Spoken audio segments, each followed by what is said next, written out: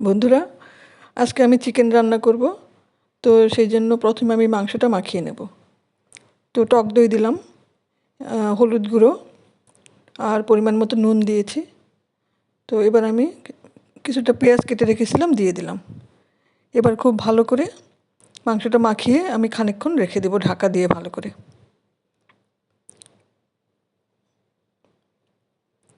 এবার আমি একটা পেস্ট বানাবো। তো সেই জন্য রসুন, পেঁয়াজ আর দেবো কাঁচা লঙ্কা দিয়ে ভালো করে আমি মিক্সিতে পেস্ট করে নেব।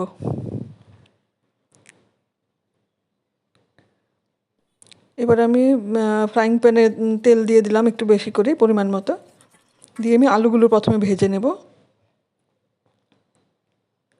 আলুগুলো একটু ব্রাউন করেই ভাজবো। মাংসের আলু ভালো করে ব্রাউন করে ভেজে নিলে ভালোই লাগে খেতে। তো হয়ে গেছে, আমি আলুগুলো তুলে নিচ্ছি। এবার আমি তেজপাতা দিয়ে দিলাম আলু ভাজা গরম তেলেই।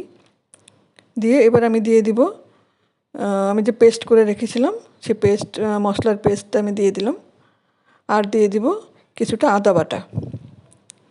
এবার খুব ভালো করে আমি কষিয়ে নেব।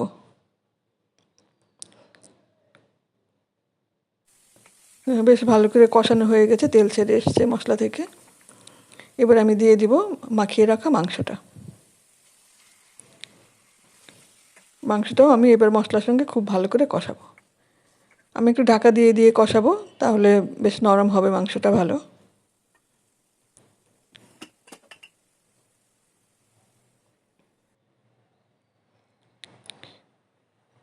আর একটু কষিয়ে নিলাম, নিয়ে এবার আমি ভেজে রাখা আলুগুলো দিয়ে দিব। আলুগুলো দিয়ে আমি আবার একটা টমেটো কেটে রেখেছিলাম, টমেটোটা দিয়ে দিলাম। টমেটোটা দিয়ে আমি আবার ঢাকা দিয়ে রাখবো কিছুক্ষণ। ঢাকা দিয়ে দিয়েই আমি কষিয়ে নিয়েছি, বেশ অনেকটাই হয়ে এসেছে মাংস নরম।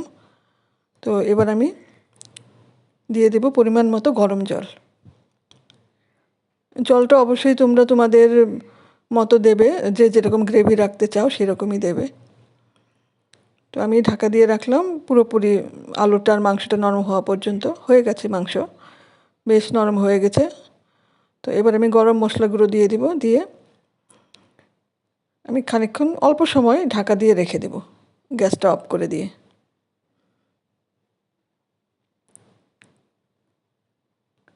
ব্যাস রেডি হয়ে গেল আলু দিয়ে চিকেন রান্না। তো এবার আমি সার্ভিং বলে বেড়ে নিলাম।